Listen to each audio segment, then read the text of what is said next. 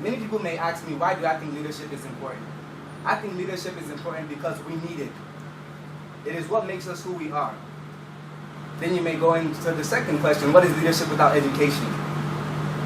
I believe that you can think with your heart. You don't have to think with your mind. You don't have to be an educated leader. Your heart leads you to be a great leader. Leadership determines what we do in this life.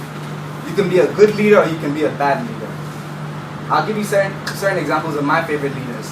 Ones that I like because they did great things, and one that I like because they did wrong things and I learned from those wrong things that they did. I'll start with Dr. Martin Luther King. His brave fight for freedom in the United States of America today has spread out to all of us who are in Africa.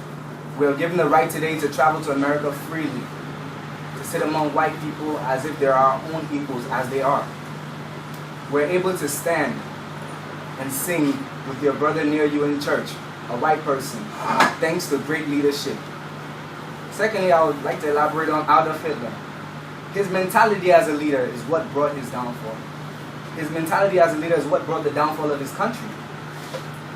Leaders like that, with those kind of mindsets and things that they feel as if are the right things when it's never the right things, is what drives you into becoming a wrong person. Who said Adolf Hitler was not educated?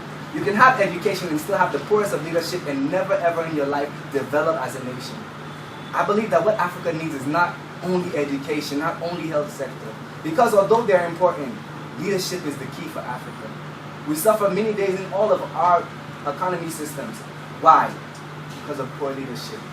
People who think of me, myself, and I. What I tell you today, and I stand before you as Meshach, McBorrough, to tell you, my fellow classmates and my instructors, that we are not that generation. We are the 7th generation of a revival that happened in Rwanda here. I don't know if any of you know the East African revival. We are the 7th generation.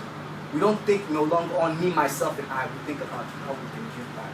Now, it's that leadership that we need. I would like to put you in a common setting. We're here in Bridge2Rwanda, and one of my favorite role models that I look at is Miriam Gabida as a leader, our president.